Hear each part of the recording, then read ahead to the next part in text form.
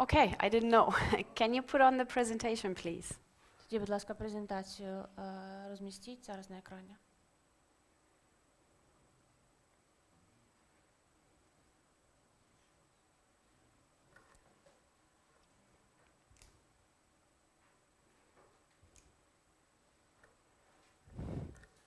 Excellent, thank you. Чудово, дякую дуже. Welcome everyone to the DRC Roundtable. I'm Steffi from HI. I'm the Inclusive Humanitarian Action Specialist. Всіх вітаю на цьому круглому столі. Мене звати Стефі, я з HI, і я спеціалістка з інклюзії. And today we are looking into decreasing stigma around persons with disabilities at community level. Сьогодні ми будемо говорити про зменшення стигми стосовно інвалідності на особистому рівні та на рівні громади. So before we start, thank you everyone for joining today. We have online and offline participants. Перед тим, як ми почнемо, хочу всім подякувати за те, що приєдналися. Сьогодні з нами учасники як присутні фізично, так і онлайн. So it would be great if everyone who wants to speak, first of all, of course, takes the microphone, but also says their name before addressing a comment or question. Тож було би чудово, якби кожна людина, яка хоче щось сказати, звичайно, говорила це в мікрофон, і також представлялася перед тим, як озвучити свій коментар чи своє питання. And before we start, and I let you know what we are doing today, I'd like to give you 1 minute to yourself to think about what is the one thing that you would like to take away from today. And you have pink post-its in front of you if you want to write it down. Перед тим, як ми почнемо, я розкажу вам, про що саме ми сьогодні з вами поговоримо. Я би попросила вас взяти хвилинку на те, щоб подумати, що саме ви хочете дізнатися під час нашого сьогоднішнього круглого столу. І за потреби перед вами є такі маленькі папірчики, на яких ви можете це записати. And for everyone online, you can use any piece of paper you have at hand. Для тих, хто приєднався онлайн, ви можете використовувати будь-який папір, який у вас є під рукою для цього.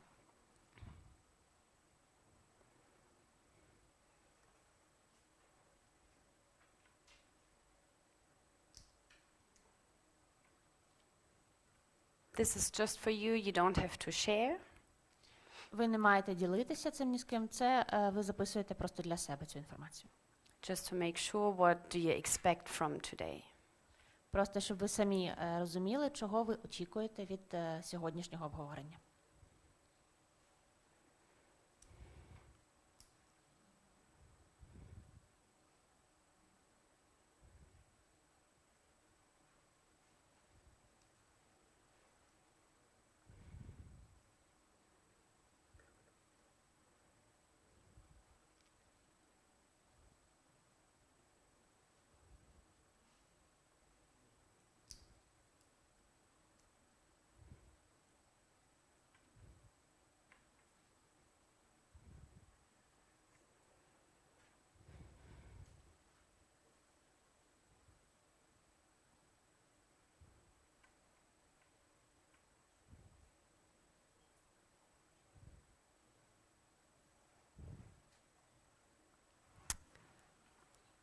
Okay, please finish your thoughts.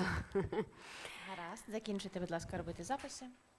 This is for you. We will later on check if your expectations have been fulfilled, okay? But I can tell you right now that in order to achieve whatever's on that piece of paper, as well online and here in the room, I need you. I need your knowledge, your experience, your thoughts, and your active participation. І ми потім в кінці зможемо перевірити, ви зможете перевірити, чи вам вдалося досягти те, чого ви хотіли досягти під час сьогоднішньої зустрічі. Однак одразу, не дивлячись на те, що саме ви написали на цьому клаптику паперу, я можу сказати вам, що і ті, хто присутні тут, і ті, хто присутні з нами онлайн, для того, щоб ці результати можна було досягти, мені потрібні ви, мені потрібні ваші знання, ваш досвід і ваша залученість у роботу. So let's get started. Давайте почнемо.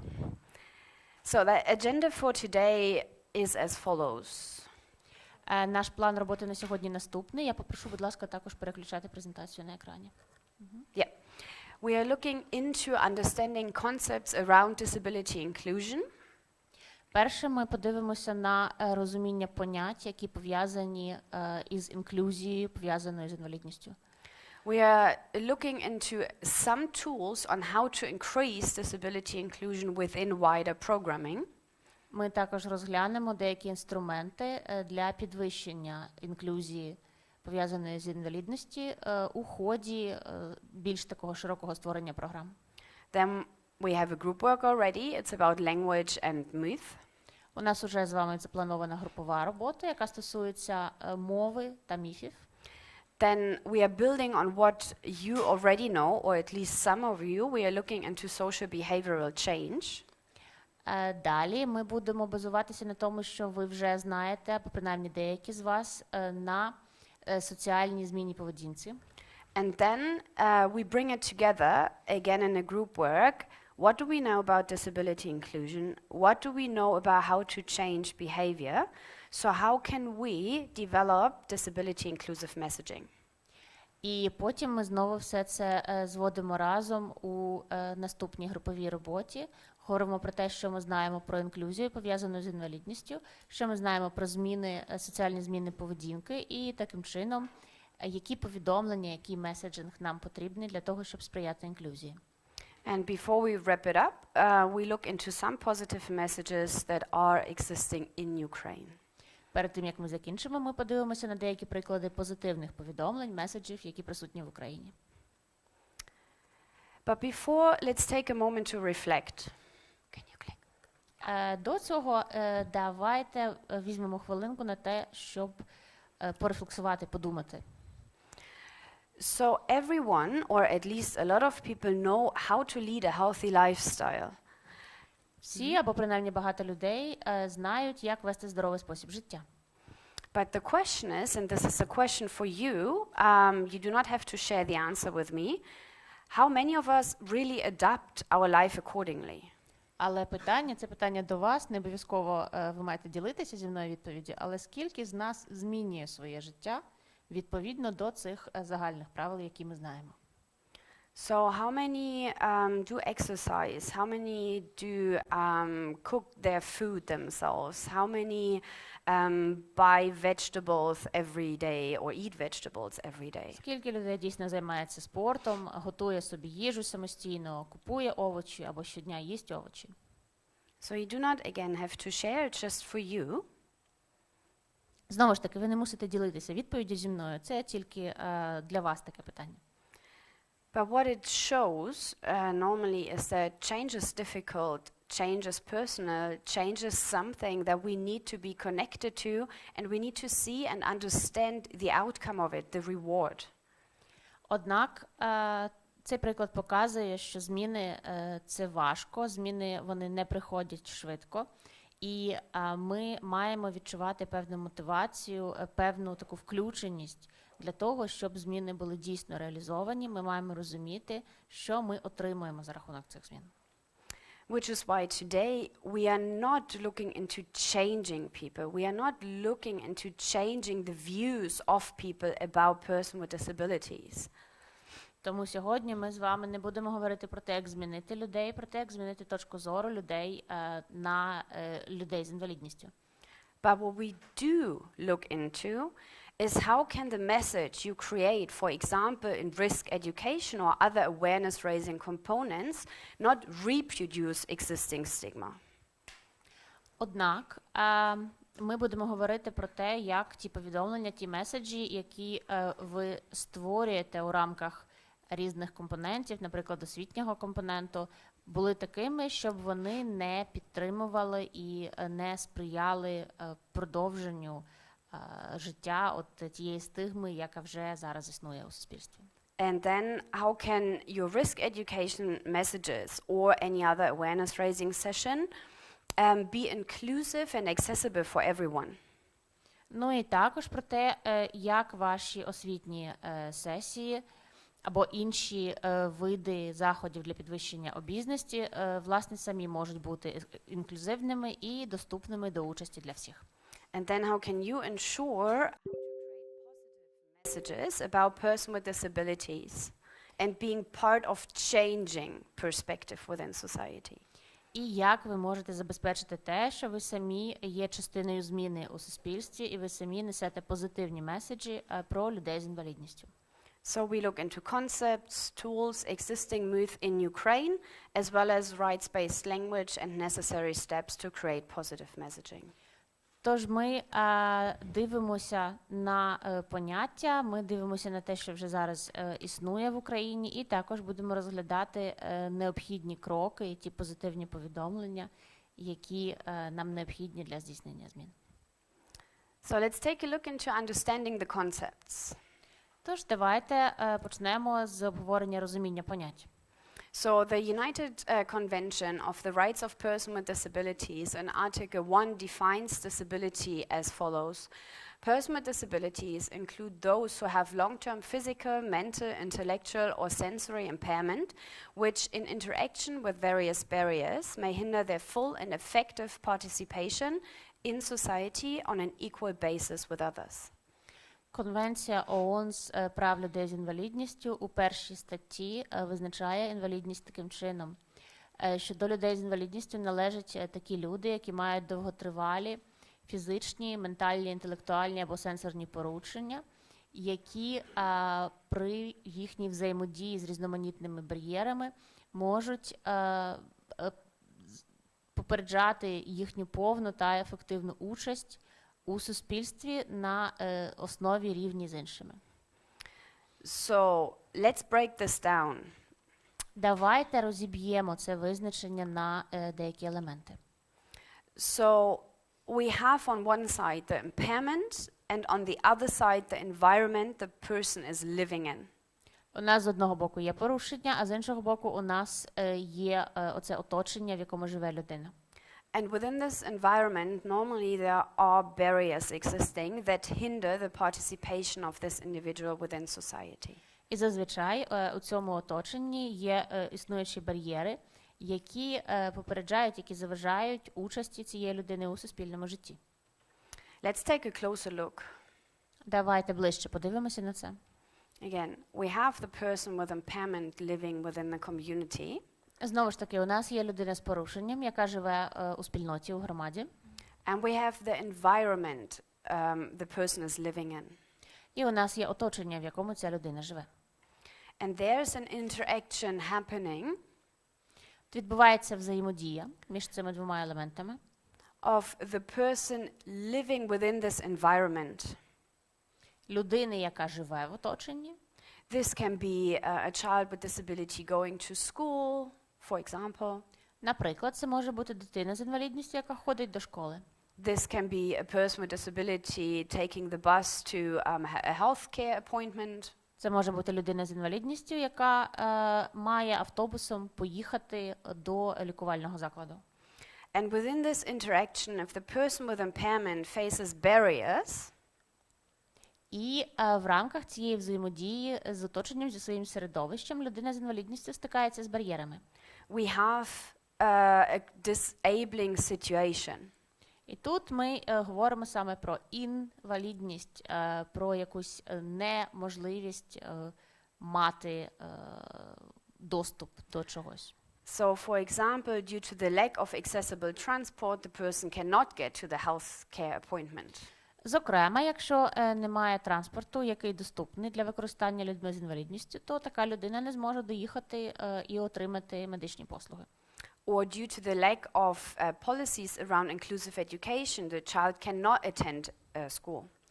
Або немає політики, пов'язаної з інклюзивною освітою, і дитина з порушенням не може ходити до школи.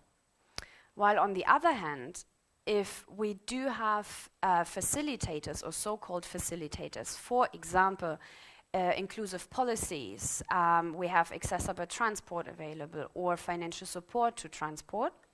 З іншого боку, якщо у нас є фасилітатори, тобто так звані ці елементи, які сприяють цій взаємодії, у нас є, наприклад, інклюзивний транспорт, у нас є інклюзивна освіта, у нас є там фінансова підтримка доїзду людини з інвалідністю кудись. We are creating equal opportunities for persons with disabilities and support equal participation within society. Таким чином ми створюємо рівні можливості для людини з інвалідністю і підтримуємо її рівну участь у суспільному житті. So let's quickly take a look into impairment. What is impairment? Давайте швидко розглянемо, що таке порушення. As we have learned, it's the impairment plus the barrier that is constituting disability. Як ми вже дізналися, то порушення плюс бар'єр у нас призводять до інвалідності. So for example, you can see the first point is mobility. So this may limit a person's physical functioning or mobility, such as walking. Перше, наприклад, це мобільність, здатність пересуватися. Тут може йти мова про обмеження фізичного функціонування або мобільності людини. Тобто, наприклад, людина може мати проблеми з ходінням.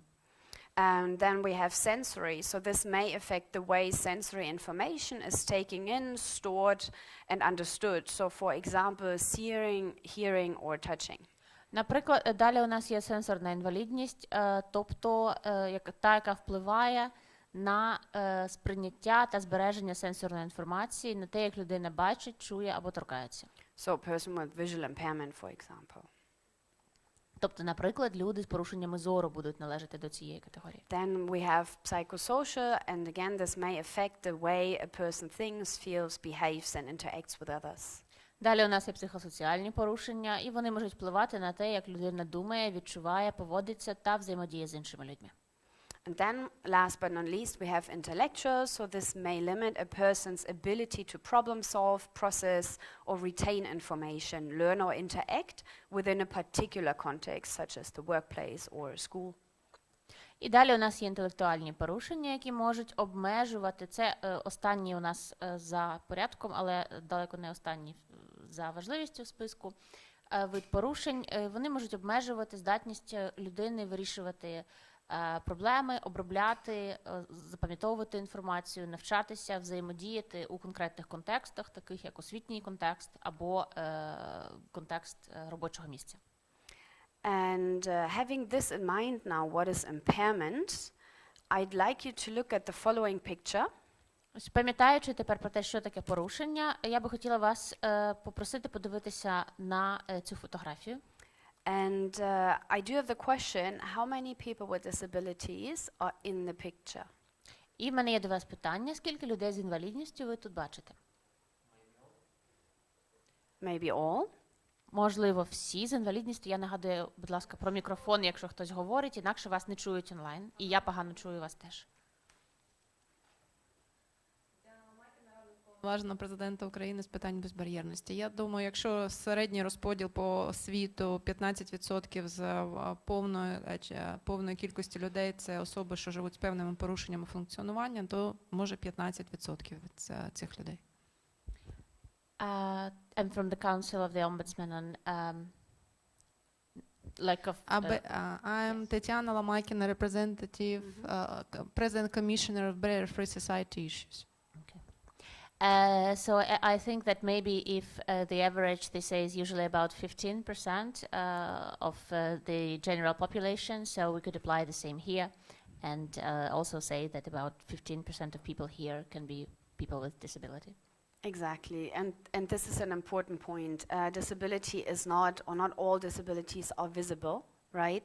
And we are within a humanitarian context as well as any other context can assume, if we don't have accurate data, that we are looking into 15 to 18% person with disabilities within a given country. Так, це дуже важливий коментар, тому що дійсно важливо пам'ятати, що не кожен вид інвалідності є таким, який можна побачити, не кожен є видимим. І якщо у нас немає більш точних даних, то ми можемо завжди робити припущення, що в кожній довільній групі людей у нас десь 15-18% людей з якимось видом інвалідності. And of course, within an armed conflict, this number is highly likely to be higher. Ну і, звичайно, в умовах збройного конфлікту, в умовах війни, ця цифра, вірогідно, буде вищою. Let's take a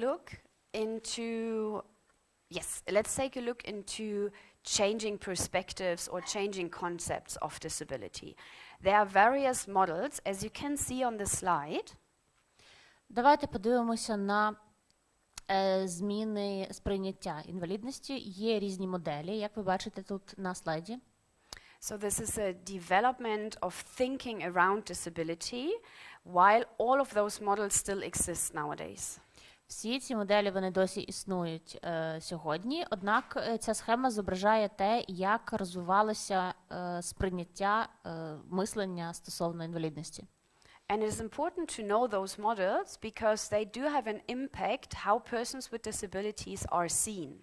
І це важливо знати про існування кожної з цих моделей, тому що вони впливають на те, як сприймають людей з інвалідністю, як їх бачать. So first of all, we have the Medicare model. Перш за все, у нас є медична модель. And here, as you can see, the person is more viewed as someone who needs to be cured.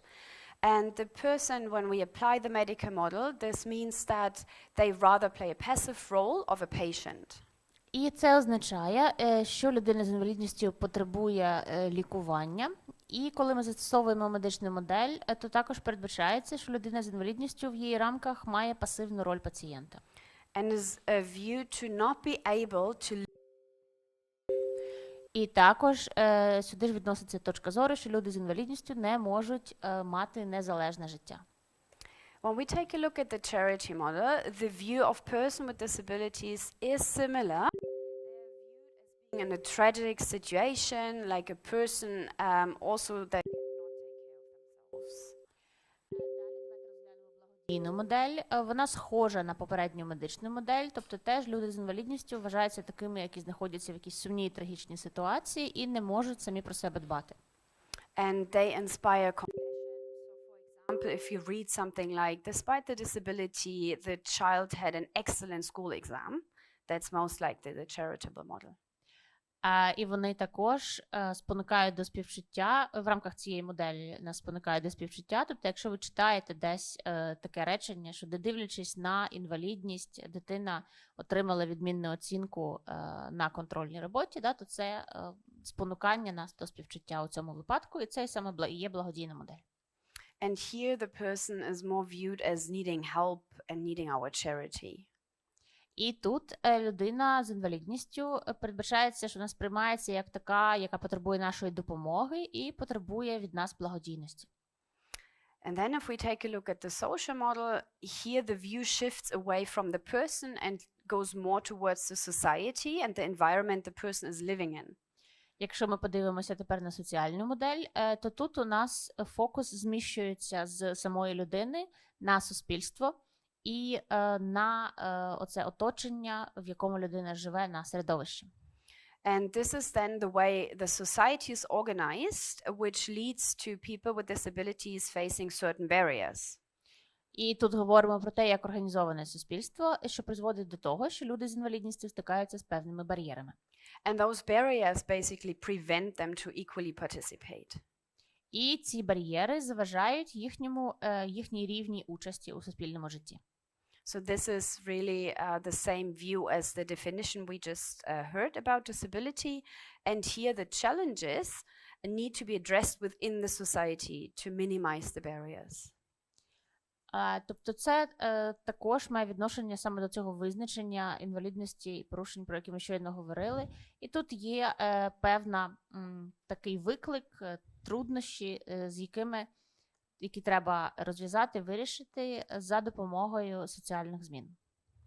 And last but not least, if we take a look at the human rights-based model, we see that a person or people with disabilities are recognized as rights holders. І остання, але далеко не остання за значущістю, це модель прав людини. І тут люди з інвалідністю розглядаються як ті люди, що мають також такі самі права. So it's about ourselves as humanitarian actors to protect their rights. Тож ми тут, як ті, хто займається гуманітарною діяльністю, ми захищаємо їхні права. And it's about us ensuring that persons with disabilities have full and equal enjoyment of all those human rights as well. І забезпечуємо те, що люди з інвалідністю, вони повною мірою та на рівних засадах також мають доступ до усіх прав людини. So and in line also with humanitarian principles, this is around non-discrimination and ensuring really participation. Ну і тут, відповідно до гуманітарних принципів, ми говоримо про недискримінацію і забезпечення рівної участі у суспільному житті. And what is important when we talk and look into those models is to always consider the context. Що важливо, коли ми дивимося на ці моделі, це завжди брати до уваги контекст.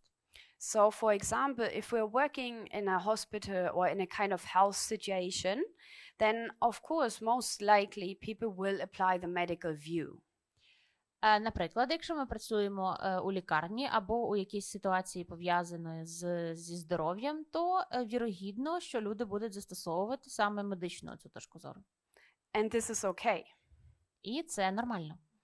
While we cannot apply the medical model when we are looking into inclusive livelihood interventions, so we cannot assume persons are not able to live independently and take care of themselves when we are working in mine action, livelihood, etc. Однак ми не можемо застосовувати цю медичну модель, коли ми говоримо про втручання, пов'язані з повсякденним життям. Ми не можемо казати про те, що людина не може жити незалежно. Коли ми розглядаємо це з точки зору такого повсякденного життя людини і того, як воно відбувається, коли у людини є інвалідність. So there's an impact when we apply different models. Тож є певний ефект, певний вплив від застосування різних моделей. So when we apply the medical model, it's more about a diagnosis and it's more about an expert determining the participation, the needs and the abilities of a person. Коли ми застосовуємо медичну модель, то тут іде більше мова про діагноз і про те, що експерт визначає участь цієї людини, що вона може робити, які в неї є потреби, які в неї є можливості. And then when we apply the charity model, this is mainly welfare-based decisions, and we are talking about a special treatment towards persons with disabilities. Далі, коли ми застосовуємо соціальну модель, то це більше такі рішення пов'язані з соціальною допомогою, з добробутом людини, і ми тут говоримо про особливе ставлення до людей з інвалідністю. So, for example, we here have mostly special facilities where people with disabilities live or are educated. So, a school for children with hearing impairment, for example. Наприклад, тут у нас є в основному такі спеціалізовані заклади для людей з інвалідністю, де вони можуть працювати чи отримати освіту. Наприклад, ось школа для людей з для дітей з порушеннями слуху, окрема школа. And the school for children with hearing impairment, for example, this is not the problem, right? The problem is that the idea why the school exists is not coming from the perspective of a child has the right to education and should have free choice to enter an inclusive school setting or a special school setting. It's coming from the charity aspect. І проблема тут не в існуванні спеціалізованої школи. Це нормально, що така спеціалізована школа існує. Проблема тут в тому, що за цієї моделі ми йдемо не з точки зору дитини з порушеннями слуху і її права обрати або інклюзивну школу і отримання освіти в інклюзивній школі, або отримання освіти в цій окремій спеціалізованій школі. Тобто ми починаємо у благодійній моделі не з того місця, де ми говоримо про право дитини на отримання освіти. And then last but not least, within the social and rights-based model, we as humanitarian actors, we concentrate on removing barriers and creating equal opportunities. Ну, і нарешті, коли застосовується соціальна модель основана на правах людини, то тут ми фокусуємося на тому, щоб прибирати бар'єри і забезпечувати рівні можливості. And we are trying to promote equal rights and consider disability inclusion from the start. Ми намагаємося просувати рівні права і від початку думаємо про інклюзію для людей з інвалідністю. And now let's see if we all understood the difference. And I invite also the online colleagues to unmute themselves and just jump in. Тепер давайте подивимося, чи всі учасники зрозуміли різницю. Я також запрошую тих, хто з нами онлайн, також включати мікрофони і приєднуватися до обговорення. So just a small quiz to see if the following understanding is either rights-based or medical. Невеликий квіз. Перевіряємо, чи наступне таке розуміння відноситься до моделі, основаної на правах людини, чи до медичної моделі? So, the first question, understanding disability as a natural part of human diversity that must be respected and supported in all forms. Which understanding is it? Перша така фраза – розуміння інвалідності як природньої частини різноманіття людей, яку необхідно поважати і підтримувати в усіх її формах. Exactly. Основане на правах. Так, саме так.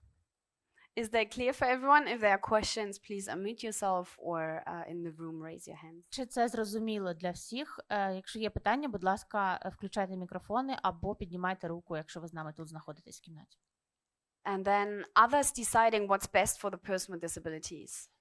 Інші вирішують, що є найкращим для людей з інвалідністю. Exactly, it's medical. Це медична модель. Я нагадую, що вас зовсім не буде чути онлайн, якщо ви будете говорити без мікрофону. And then impairment must not be used to define what disables a person or as an excuse to deny or restrict people's rights. Далі порушення не має використовуватися для визначення того, що людину інвалідизує, або як виправдання для того, щоб якось відмовити людині в правах або обмежити її права. You can just jump in. Коментуйте, Online будь colleagues ласка. as well. Ті, хто онлайн з нами приєднаний так само. It's right-based. Це модель основана на правах людини. Exactly. Так, саме так. Impairment. Impairment defines a person's abilities. Порушення визначає можливості людини.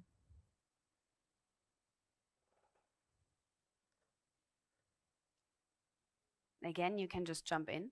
Yeah. Знову ж таки, можете medical. просто починати відповідати. Це медична модель. Exactly. Так, саме так. Participation of person with disability is key to a successful initiative as accessibility to all benefits everyone.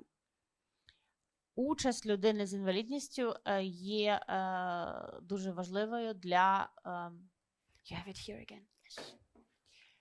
для будь-яких успішних ініціатив, доступності для блага усіх. Rights-based. Exactly. And last but not least, Модель заснована на правах людини, вірно. І тоді останнє твердження. experts deciding on the needs of person with disabilities. Експерти вирішують, приймають рішення стосовно потреб людей з інвалідністю. Exactly. Yes, Це please. медична модель. Чи можу я задати питання? Так, будь ласка. Разом з сферою охорони здоров'я зараз, і ми розбудовуємо доказову реабілітацію, де людина є головною в процесі відновлення. So I work with the healthcare system together now, and we are building evidence-based rehabilitation, which is human-centered, person-centered. І тоді, коли ми кажемо, що медична модель, ми кажемо, що це ще роблять в лікарнях зараз, коли ми переходимо на дійсно підход, який заснований на правах людини, але в медичному закладі, ми все одно тепер дискримінуємо всю медичну спільноту. Now when we're saying medical model, it doesn't seem that we're considering what is being done now in the healthcare facilities when they are transferring for this evidence-based approach. And calling this model medical model, we are therefore discriminating the entire medical community. Thank you for this. So just to make sure, right? This is a term used to describe how persons with disabilities are viewed. So there's an impact when we apply this medical model. It's this patient medical professional view where someone else determines what you need and what your abilities are. Дякую за питання, за коментар.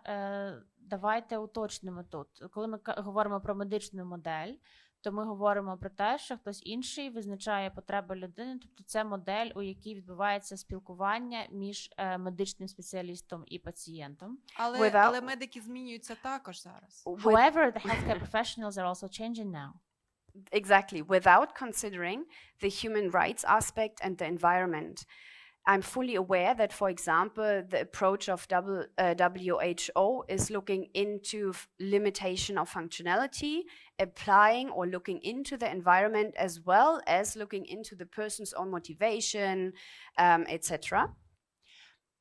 І в рамках того, що називається тут медичною моделлю, не враховуються підходи, основані на правах людини, не враховується середовище і так далі. Але я абсолютно також дійсно знаю, що ВООЗ зараз використовує підходи, які на основі медичної моделі, де ми говоримо там про потреби людини медичні, також беремо до уваги і права, і особисту мотивацію людини і так далі. Тобто, що в охороні здоров'я застосовується зараз комплексний підхід.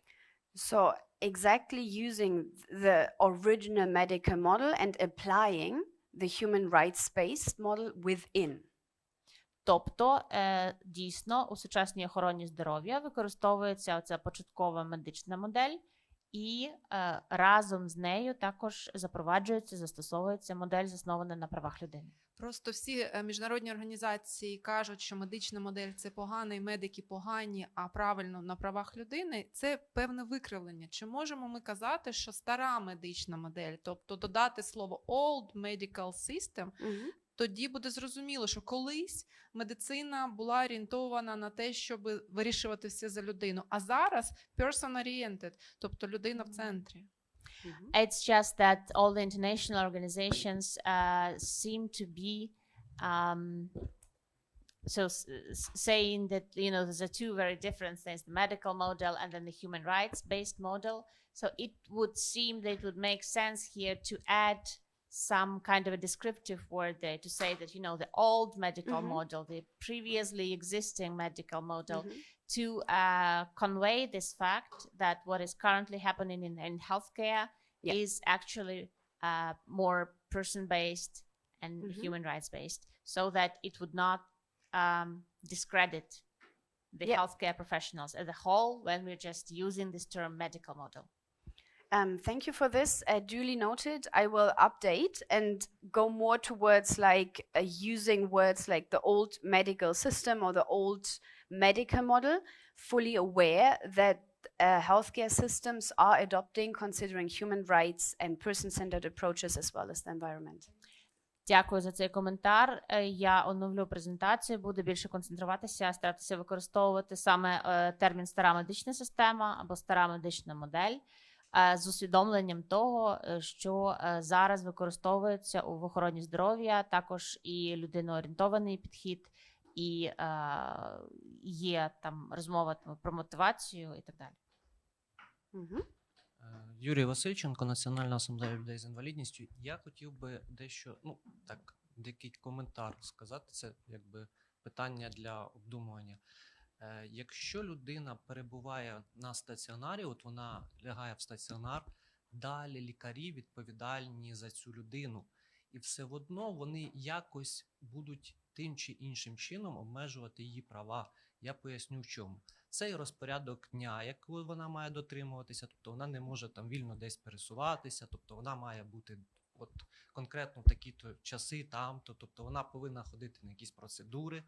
І це якраз, і далі там з приводу там відвідувачів, тобто це більше такий коментар для обдумування з приводу того, що повністю не обмежувати права не вдасться, саме в медичній.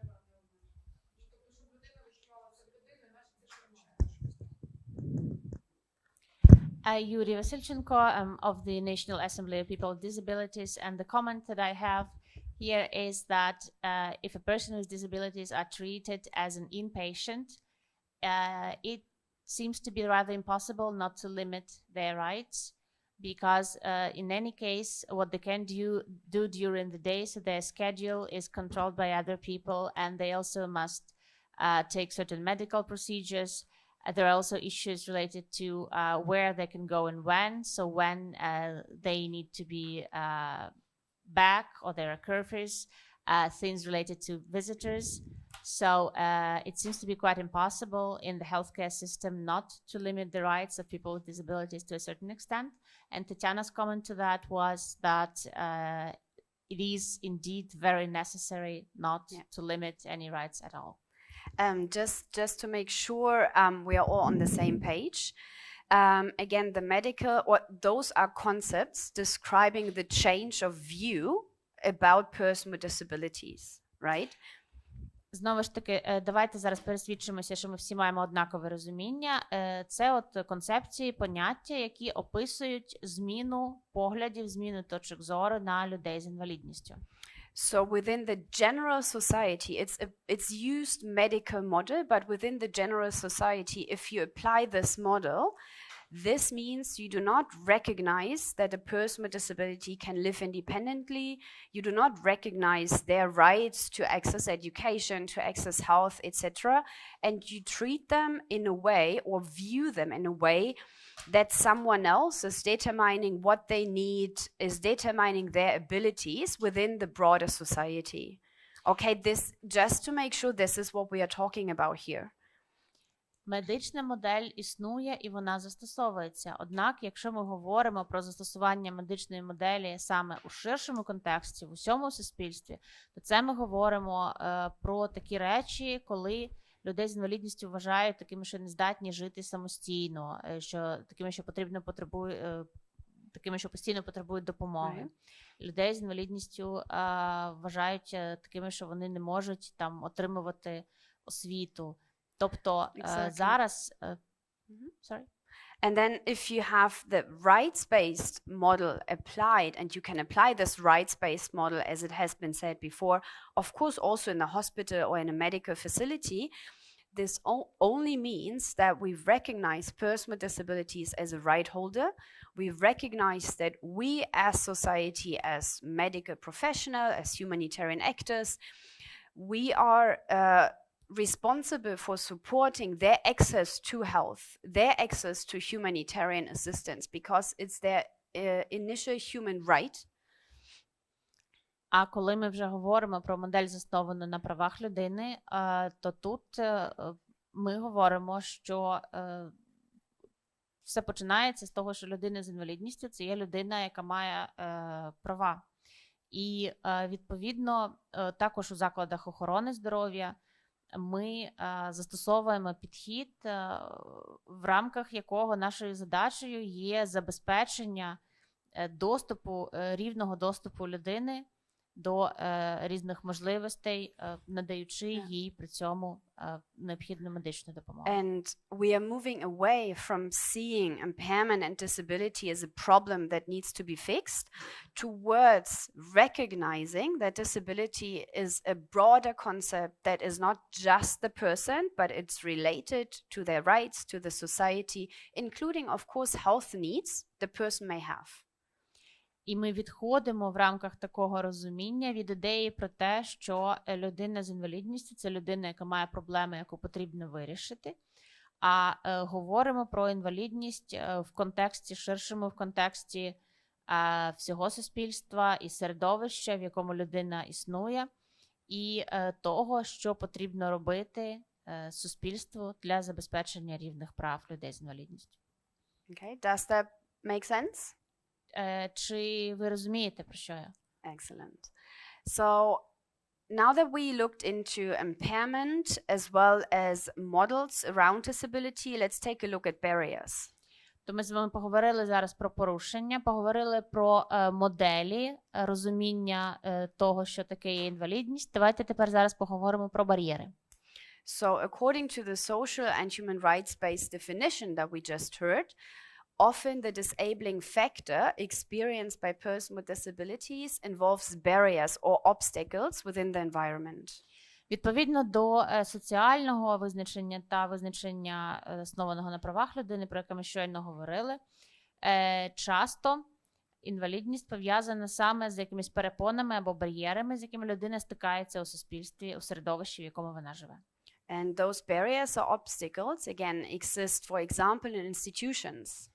І, знову ж таки, наприклад, ці бар'єри або перепони існують в інституціях, в організаціях. So we, for example, have the lack of technical capacity to promote inclusion of persons with disabilities, or discriminative policies, or the lack of institutional practices that are inclusive.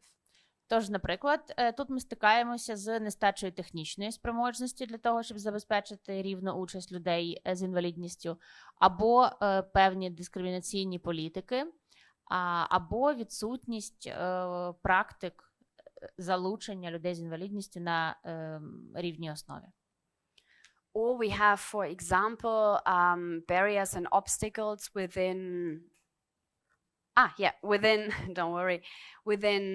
attitudes. So we have misperceptions about needs, capacities and rights of persons with disabilities. We have stigma and prejudices. Або, наприклад, у нас є такі бар'єри і перепони, які пов'язані зі ставленням інших людей. Тож, наприклад, у нас є неправильне сприйняття потреб людей з інвалідністю, їхніх можливостей та прав. У нас є стигма, певні упередження і так далі. Okay, and this includes negative attitudes and discrimination against persons with disabilities also by health workers, employers, and humanitarian actors as well.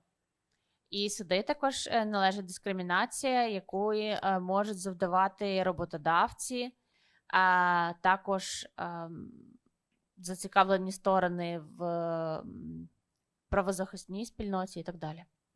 And other obstacles exist within the environment the person is living in. So, for example, the distance to services, the lack of mobile services, the lack of accessible transport, etc.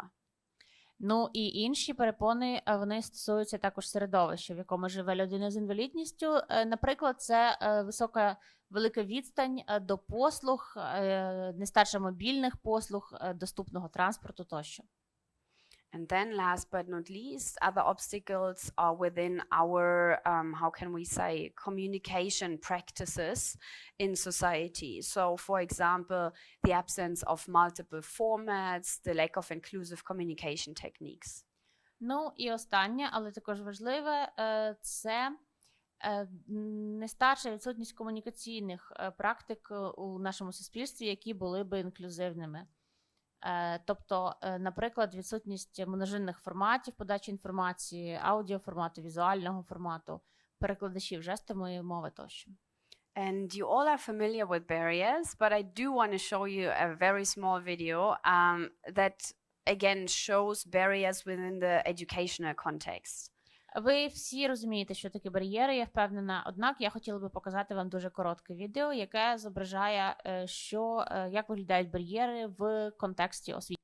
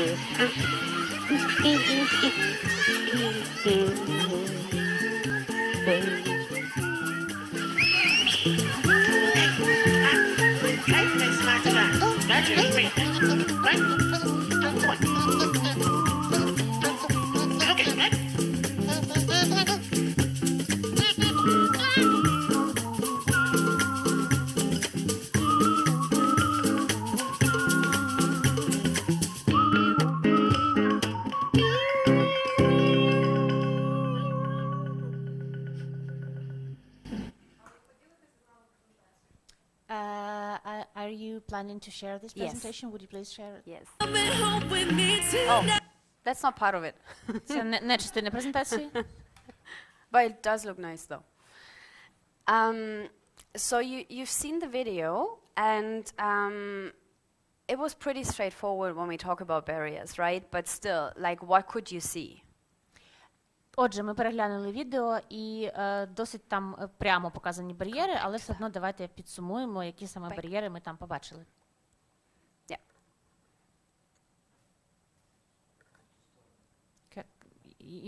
You need to guide them, yeah. Stop there. Excellent. Please. Я вже не буду представлятись. I will not be introducing myself again. Ну, по-першому, ми побачили це саме сприйняття, бар'єр в сприйнятті дітьми, які навчаються, дитини з інвалідністю, коли вона вперше потрапляє в клас. First, we saw the perception barrier, so how children perceive a child with disability when the child with disability first enters the classroom. Exactly. So we have the attitudes, we have the stigma existing in society among children, among adults. Exactly. Саме так, у нас є це ставлення, у нас є стигма, яка існує в суспільстві серед дітей, серед дорослих також. What else could you see? Що ще ви побачили? Colleagues online as well, what could you see? Колеги онлайн, так само коментуйте, будь ласка, що ви змогли побачити? Юрій Чопик, Данська рада у справах біженців. Ну, також, звичайно, фізичні бар'єри, тобто бар'єри фізичного середовища, яке не пристосоване до потреб людей з інвалідністю. Yuri Chobek, DRC. Of course, also we observed the physical barriers, so the barriers of the physical environment that is not adapted to the needs of a person with disability. Також іще доступність послуг, тобто саме як надається послуга, це можна побачити саме водій автобуса. Also, the accessibility of services, we can see how the services are provided on the example of the bus driver. Exactly. Here we have also the institutional barrier about lack of accessible transport policies and lack of probably financial support for people who need it, right?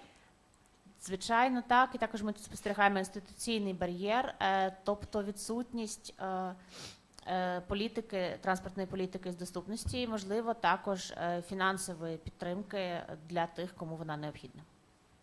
So, other barriers, colleagues online. Колеги онлайн, будь ласка, інші бар'єри. Добрий день, Євгеній Гостюк. В останньому сюжеті, я так зрозумів, це була послуга соціального супроводу, чи якоїсь соціальної допомоги і адаптації. Good afternoon. Evgeny is my name. As far as I could understand, the last piece was about social accompanying or the service of social adaptation, assistance of social adaptation. Exactly. So it's also again the attitudinal barriers that the children at the playground didn't want to play with a square. Так, звичайно, тут якраз знову таки йде мова про бар'єри уставлені, тож діти на майданчику не хотіли грати з квадратиком. So, as rightly said by colleagues here, we have also the parents that didn't want to let the square go out and go to school, which is an important point when we also talk about stigma around persons with disabilities, recognizing we have different stakeholders, we have different audiences, meaning we need different messages. For example, different messages for the children and different messages for the parents. І також, як колеги зазначали, уже тут ми спостерігали також і батьків, які були проти того, щоб дитинка з інвалідністю виходила у суспільство, щоб вона ходила до школи. Тобто у нас тут є різні групи, є стигма, яка походить від різних груп, і з якими нам необхідно говорити відповідної мови. Тобто у нас має бути меседжинг відповідний, наприклад, для дітей, для батьків та для інших груп зацікавлених сторін, які є у цій ситуації у нас. And of course, last but not least, we had the communication barrier where the medical professional did not speak the language the square could understand. І, звичайно, останній, однак також дуже важливий, у нас є комунікаційний бар'єр, коли медик не говорив мовою, яку розуміє квадратик. And before I give you the task to work in groups, I quickly want to show you some tools in order to increase disability inclusion, meaning minimizing the barriers we just saw. Перед тим, як я вам дам завдання для групової роботи, я хочу вам швидко представити деякі інструменти для підвищення включення пов'язаного з інвалідністю, тобто для зменшення тих бар'єрів, які ми з вами щойно спостерігали. You can move, if possible. Yes. So, what do we need those instruments for? Для чого нам потрібні ці інструменти? We need those tools and instruments in order to achieve inclusive humanitarian action. And what is this? Вони потрібні нам для того, щоб досягти інклюзивної гуманітарної дії. І що це таке? Давайте поговоримо. So in order basically to achieve disability inclusion, so ensure participation towards and access towards humanitarian services, we need to identify and remove barriers. То для того, щоб мати інклюзію у процесах гуманітарних, нам потрібно забезпечити усунення, зменшення оцих бар'єрів, які заважають інклюзії. Для цього нам ці бар'єри потрібно визначити. And this also means we need to identify who is most at risk, discriminated or excluded within society. Це також означає, що нам потрібно визначити, хто найбільше підпадає під ризик виключення або дискримінації у суспільстві. To basically ensure that they have equal access towards humanitarian services. Для того, щоб забезпечити, що вони мають на рівній основі доступ до гуманітарних послуг. So in order to again achieve that, there is one tool that's called the YAS guidelines. Знову ж таки, для того, щоб цього досягти, є один інструмент, який називається керівництво IASC. And IASC stands for Interagency Standing Committee. І IASC розшифровується як міжінституційний постійний комітет, напевно. So this is basically the primary mechanism for interagency coordination of humanitarian action globally. Тож, на світовому рівні це такий основний механізм для координації між різними організаціями у цій роботі зі зменшення бар'єрів, підвищення інклюзії. And this committee set out essential actions for humanitarian actors to identify and respond to the needs and rights of persons with disabilities. І цей комітет I'm sorry, could you Of say that course, again? this committee sets out essential actions for humanitarian actors. І цей комітет, він визначає необхідні дії для тих, хто займається діяльністю в гуманітарній сфері. To identify and respond to the needs of persons with disabilities. Для того, щоб вони могли визначити та відреагувати, відповісти на потреби людей з інвалідністю. So the guideline aims to ensure that all phases of humanitarian action are disability inclusive. Тож це керівництво, воно спрямоване на забезпечення того, щоб на усіх етапах гуманітарна діяльність була інклюзивною до людей з інвалідністю.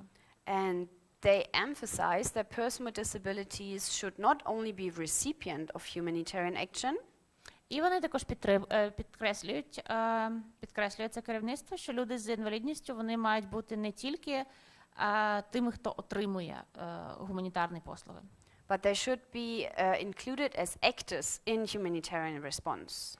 А однак, також крім цього, їх потрібно включати як діячів, як акторів у гуманітарній дії. And this guideline is, centered around 4 objectives. Це керівництво, воно має 4 основні цілі. It shall guide us to include persons with disabilities better. Направляти нас для того, щоб ми краще включали до нашої діяльності людей з інвалідністю. It shall also support us to increase our capacities to know what to do. Також підтримує нас у підвищенні нашої спроможності у цьому, тобто, щоб ми знали, що саме ми можемо зробити для підвищення інклюзії. It also is about accountability because it describes roles and responsibilities of humanitarian actors. Також це керівництво, воно про відповідальність, тому що воно описує ролі та зобов'язання різних зацікавлених сторін і акторів у гуманітарній сфері.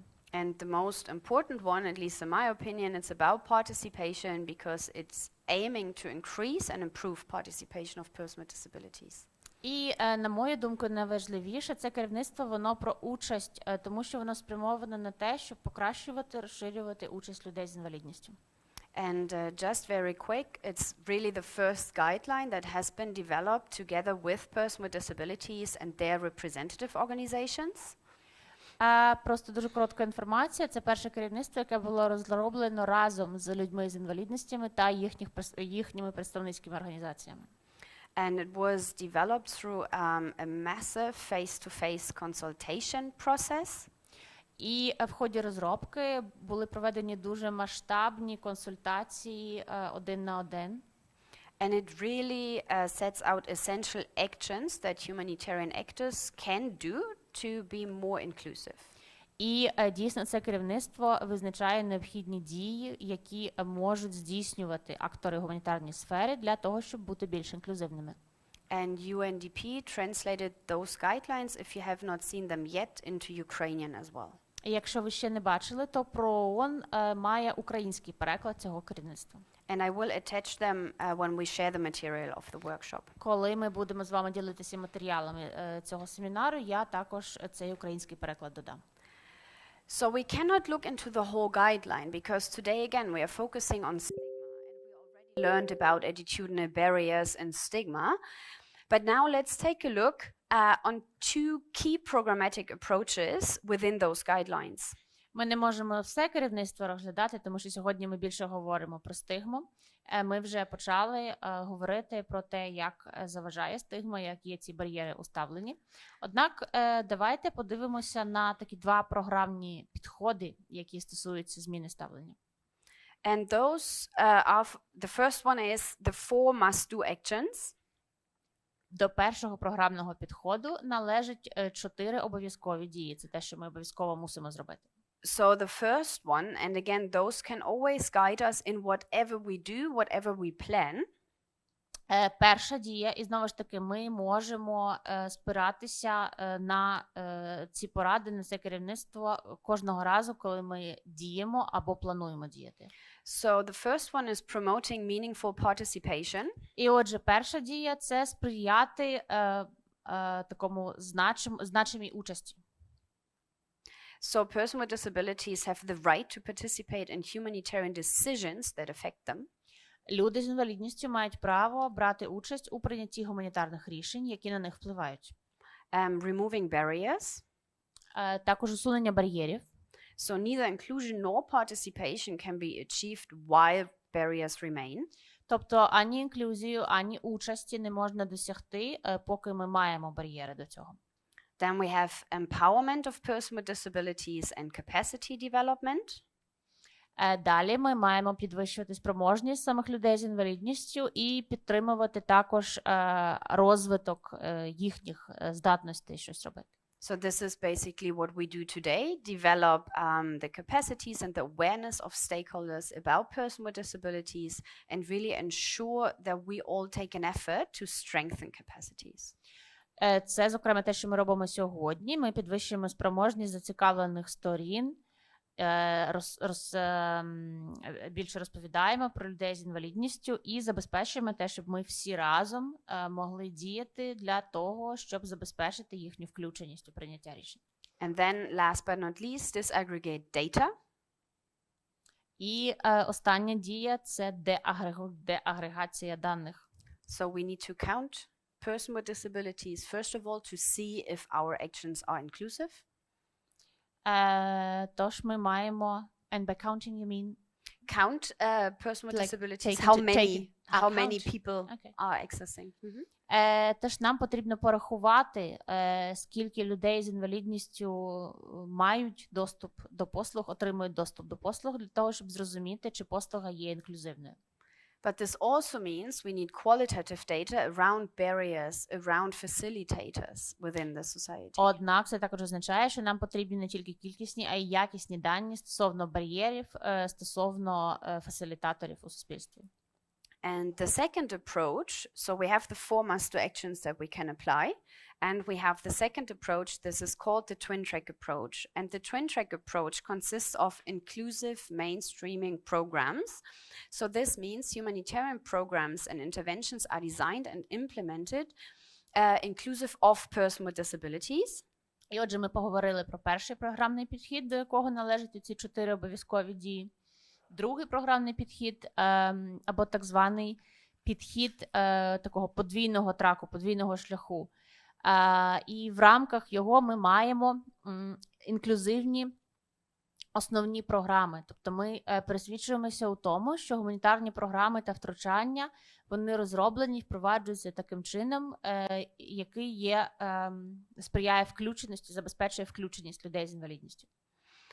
So, for example, when you have a risk education awareness raising session, this means it is planned in a way that person with disabilities can participate, the facility is accessible, the messages are, well, understandable by the majority of the audience, for example. Тож, наприклад, якщо у вас є сесія з підвищення обізнаності про ризики, то для цієї сесії ви маєте можливість фізичного доступу для людей з інвалідністю. Люди з інвалідністю в цілому можуть брати в ній участь. Інформація подається таким чином, для того, щоб більшість учасників могла її зрозуміти. And then we have targeted interventions for person with disabilities, meaning humanitarian programs address specific requirements of person with disabilities. Тобто ми тут говоримо про цей подвійний трак, подвійний шлях. Та у нас є з одного боку інклюзивні основні програми, а з іншого боку, навпаки, таргетовані втручання для людей з інвалідністю, тобто направлені тільки на них. І це означає, що гуманітарні програми, вони також відповідають на якісь конкретні потреби людей з інвалідністю. So, for example, you may have a cash program in Ukraine, and person with disabilities may not have ID cards or any other identification. So, a targeted intervention would be to support person with disabilities gain registration or support them getting their ID cards, for example. Наприклад, у вас можуть бути програми грошових виплат, а у людей з інвалідністю може не бути документи, які посвідчують особу. І тут якраз втручанням, яке спрямоване конкретно на людей з інвалідністю, було би надати допомогу людині з інвалідністю в отриманні ID-карти чи будь-якого іншого посвідчення особи. And now I would like you to work for around 10 minutes in 2 groups. Тепер я попросила би вас протягом приблизно 10 хвилин попрацювати у 2 групах. So, first of all, the offline colleagues here in the room, I would like you to build maybe 2 groups. We can cut here and discuss myth and misperceptions or stereotypes around person with disabilities in Ukraine.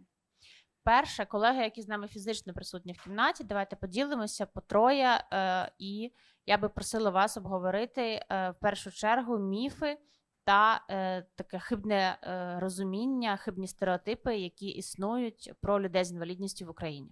And you can collect your thoughts on this paper. Maybe we are not a lot, so you can be one group. You can be one group. Небагато, насправді, ви, напевно, і як одна група можете попрацювати, і ваші думки підсумувати на цьому вейтборді. And you can collect it on the piece of paper and point out one person presenting later, but again, just 1 minute, not a lot. Просто запишіть це десь на клаптику паперу, і одна людина потім презентує від групи. Коротка презентація, не більше 1 хвилини. Okay, so you can already start while I'll explain the online folks what to do. І ви можете вже починати працювати, а я поки поясню людям онлайн, що робити їм. So for the online colleagues, I need my colleagues to divide the group into 3 groups. Для онлайн-колег я зараз попрошу наших технічних спеціалістів відправити онлайн-колег у 3 різні breakout-руми. And share this document online. Поділитися ось цим документом з тими, хто зараз знаходиться онлайн. You have that I send it and you Я probably have it. відправляла цей документ.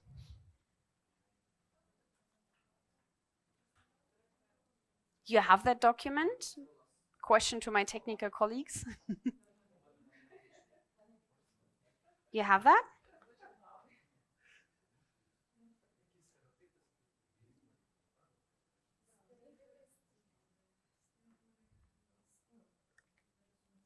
Чи все вдалося? Дайте нам знати. Yeah, so you, Suzanne. okay, you share this with Zoom colleagues and split them into 3 groups. Тож колеги в Zoom мали отримати цей документ і вас мали розділити на 3 групи. Exactly. And then the tasks for each group are listed here. So basically you watch the video and fill out the table. Завдання для кожної групи перелічені в документі, тобто ви дивитеся відео і заповнюєте табличку. So we have group 1 watching 1 video, we have group 2 watching general disability awareness and fill out the table, and we have group 3. Тобто у нас група 1 дивиться відео, Окей. група 2 дивиться відео стосовно загальної обізнаності про інвалідність, і також у нас є 3 група. Okay? Гаразд? To the online colleagues, is that clear? Колеги онлайн, чи вам зрозуміли завдання? Якось просигналізуйте нам, будь ласка. Yes, but we don't have the document in the chat. So we Так, see it on the однак screen, but we у cannot чаті edit. ми не бачимо документу, ми його бачимо на екрані, але не бачимо його у чаті. Can you please share it in the chat, colleagues? Поділіться, будь ласка, в чаті документом так само.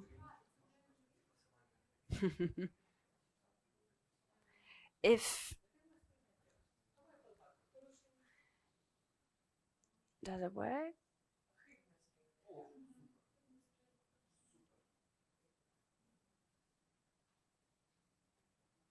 There was the file, no?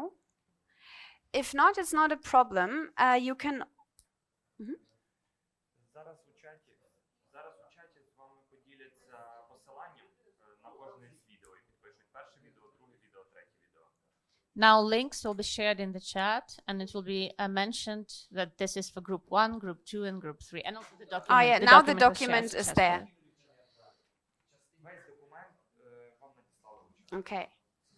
So please, everyone, take a look at the document, and colleagues split the group into 3 breakout rooms for 10 minutes. Що, будь ласка, всі подивіться на документ і колеги технічні, будь ласка, відправте всіх у 3 breakout руми на 10 хвилин.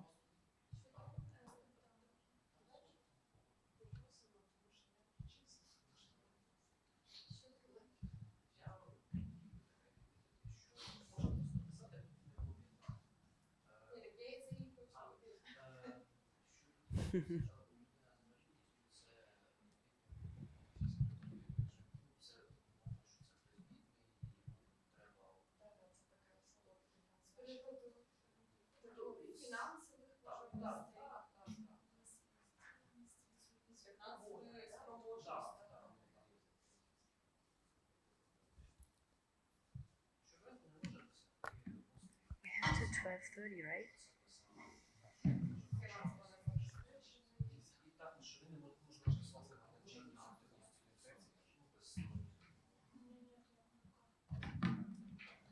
I think. Right. Did it work, the breakout rooms? Чи спрацювали breakout руми, колеги? Ні? Ви знаєте, Still як waiting. ділити в Okay, Zoom знаєте, як в Zoom ділитися на Breakout Room?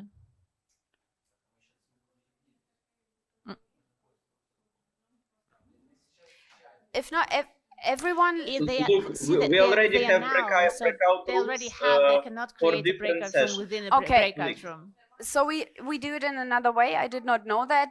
Everyone online just takes a look at the first task and work for yourself.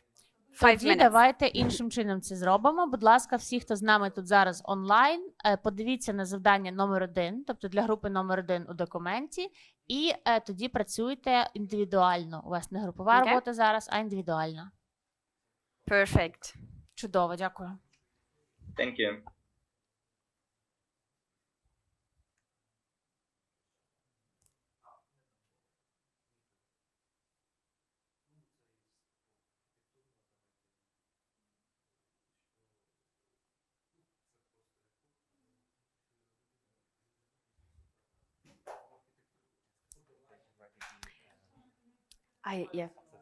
I didn't know that.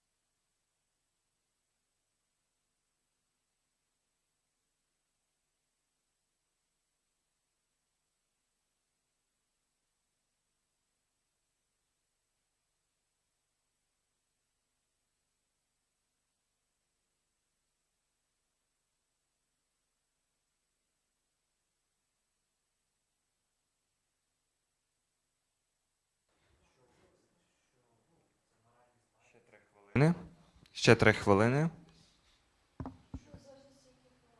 I'll be right back.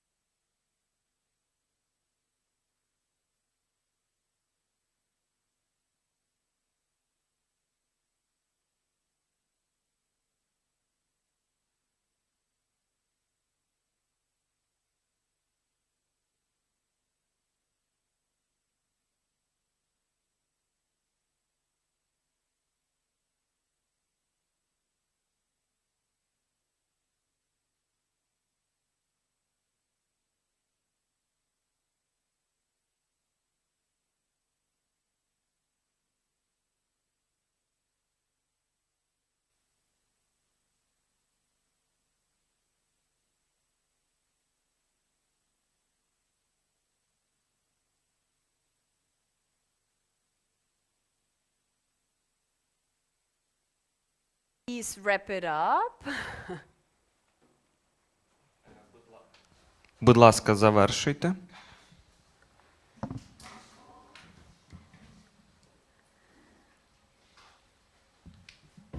I hope technically everything worked.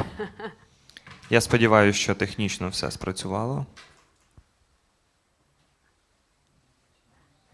Yeah, I guess. Yeah. Excellent. Так, мені здається, так. So, we have a sheet here that has collected the myth and stereotypes around persons with disabilities in Ukraine. У нас тут є лист паперу, на якому ми зібрали, ті, хто фізично присутні тут з нами в кабінеті, зібрали стереотипи про людей з інвалідністю. And we have the online group that worked on do's and don'ts regarding interaction with persons with disabilities. І також у нас є онлайн-учасники, які працювали індивідуально над тим, що потрібно та не потрібно робити по відношенню до людей з інвалідністю. So, considering the time, I'm asking the group around the myth and stereotypes to present just some thoughts and summarize the discussion, not more than 1 minute. Враховуючи те, що ми обмежені в часі, ми попросимо групу, яка працювала з нами офлайн, поділитися швидко своїми думками, записаними на папері, бажано не більше 1 хвилини. Okay. Я буду писати на українській, тоді швидше, а ви будете перекладати. У нас є великий список хибних причин або хибного сприйняття суспільством людей з інвалідністю. We had a large list of false perception, false ideas about the society on people with disability. Про їх несамостійність і неспроможність щось робити самим. On how they're not independent and unable to do something by themselves. Про їх неспроможність навчатись, будувати кар'єру та, в принципі, будувати якусь саму фінансову самоспроможність. On how they're unable to receive education, build and have a career and be financially independent. Про їх, як то кажуть, неможливість або неспроможність побудувати своє особисте життя, сексуальне життя, про неможливість побудувати сім'ю. І також важлива стигма про те, що потенційно їх діти також можуть бути дітьми з інвалідністю. On their inability to build their personal life, sexual life, to start a family, and also potentially that their children will also be people with disability. Цікавий міф про те, що все одно ці люди супермени, і вони можуть самі якби подолати бар'єри, тобто самі пройти всі пандуси, піднятися, ну, тобто така стигма. There's an interesting myth that nonetheless these people are supermen and superwomen who are able to overcome all the physical barriers by themselves, get on top of the stairs, so it's interesting how this works at the same time. Про те, що в людей з інвалідністю дуже часто можуть бути якісь інтелектуальні порушення, тому ми не будемо з ними спілкуватися або дружити, і, в принципі, навіщо з ними вести контакт. Also, this idea that people with disability would often have some kind of intellectual impairment. This is why we won't be communicating with them, won't be making friends with them, because this is what it is. І, в принципі, в загальному це про обмеження їх прав, про те, що ці люди не можуть приймати участь в змаганнях, не можуть потенційно вчитися, наприклад, з звичайними людьми на рівних. Це про обмеження їх прав. And in general, it is about limiting their rights, that they cannot take part in the competition, cannot learn together with the other people. So this is about limiting of their rights. Okay, exactly. This is already the impact of the stereotypes, right? Так, саме так, це вже ми говоримо тут уже про вплив стереотипів. Thank you very much for the group work and for sharing this. Дуже дякую за вашу групову роботу, за те, що поділилися цим. So here we have existing myth and existing stereotypes, right? Attitudinal barriers person with disabilities face. Тож тут у нас є існуючі міфи, існуючі стереотипи. Це саме один з тих бар'єрів, з яким стикаються люди з інвалідністю. And when we are talking about decreasing stigma, one way to do is for ourselves to apply rights-based language. So I'd like to ask the other group to share what they've learned about do's and don'ts on how to interact also with person with disabilities. Тож, коли ми говоримо про зменшення стигми, то тут ми можемо говорити також про те, як застосовувати правильну мову. То зараз я попрошу групу, яка працювала онлайн, поділитися тим, що вони дізналися про те, як слід і не слід взаємодіяти з людиною з інвалідністю. So, a volunteer, please. У нас 1 minute. Yeah, волонтер. I just wanted to say that part of participants online wrote in the chat that they had troubles with accessing video or completing the task other ways. So please stop me if any other participants would like to contribute. Я би хотіла як перекладачка contribute зараз. Sorry, вибачте. Частина учасників онлайн сказали, що вони не можуть відкрити відео або мають певні інші ще технічні проблеми, тому, будь ласка, зупиніть мене, якщо я говоритиму задовго, однак я зараз презентую свою роботу. And I can translate myself. Я можу перекласти результати. The first output, the first thing to do is to interact and talk with the person with disability directly. Перша річ, котру треба робити згідно відео, це звертатись, говорити з людиною з інвалідністю напряму. Навіть even if he or she is with a caregiver or guardian or relative or a friend, it doesn't mean that he or she cannot communicate directly. If other is not provided, is not told by him or some other person. Навіть якщо людина знаходиться з друзями, з опікунами або з родичами, це не означає, що треба звертатись через них, комунікувати не напряму, якщо інше не було прямо вказане. The other thing is not to make any assumptions about particular person with disability based on previous experience of interacting with other people with disabilities. So every person is unique, every experience is unique, and you should not make an assumptions. Наступна річ – це не робити припущення щодо того, як себе почуває, в якому стані знаходиться людина з інвалідністю на основі попереднього досвіду взаємодії з іншими людьми з такими ж категоріями інвалідності або з іншими видами інвалідності.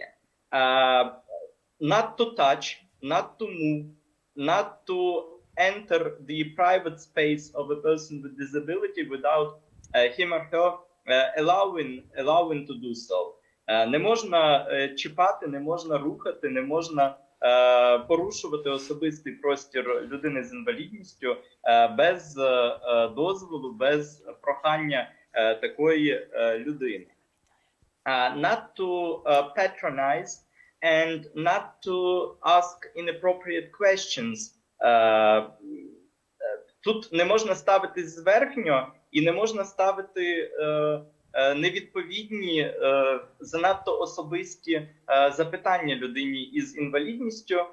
We have to respect these people like any other person and to act like we would like others to act towards ourselves. Ми повинні поважати цих людей, як і будь-яку іншу людину, і загалом старатися ставитися до них так, як ми би хотіли, щоб до нас ставилися. So in conclusion, in general, there are do's and don'ts related to physical condition and to physical interaction with a person with disability, and there are do's and don'ts related to social, cultural stereotypes and actions related to interaction with people with disabilities. Отже, як висновок, є речі, котрі треба робити і не робити, пов'язані з фізичною взаємодією з людьми з інвалідністю. І є речі, котрі треба робити і не треба робити, пов'язані з соціальними і культурними нормами взаємодії з людьми з інвалідністю. Thank you, that's all from my side. Thank you very much. Дуже дякую. So here, this is an important takeaway for today's session, is that there are existing stereotypes, existing myths in the country, persisting at community level. And when we talk about decreasing stigma, the first thing is to ask ourselves, how do we speak about persons with disabilities? How do we interact with them? Right? What is our role? What kind of stereotypes when we implement a project, when we implement risk education messages or other awareness-raising sessions? How are we portraying persons with disabilities? How do we talk? What myth do we have? Тож важливий висновок, важлива інформація, яку я би хотіла, щоб ви запам'ятали сьогоднішньої сесії, це дійсно те, що у нас є існуючі міфи та стереотипи про людей з інвалідністю. І перша ваша задача – це подумати про те, як ви говорите про людей з інвалідністю, яку мову ви використовуєте, коли ви ведете, наприклад, сесію з підвищення обізнаності або подібний захід, то яким чином ви говорите про людей з інвалідністю, як про яких людей. Okay. And I can invite you, I will share this document when I share all the materials, to take a look at the video in order to really apply person-first language, acknowledge diversity and different lived experience, and again, not touching people without asking, etc. Я поділюся також цим документом, коли я буду ділитися матеріалами. Там є посилання на відео, і я би вас запросила його переглянути, щоб знову ж таки запам'ятати цю частину, про яку ми говоримо, про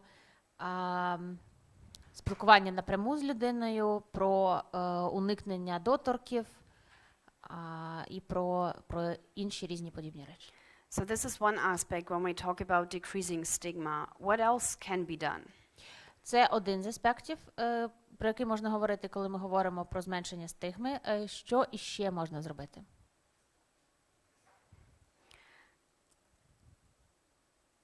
Yeah, thank you.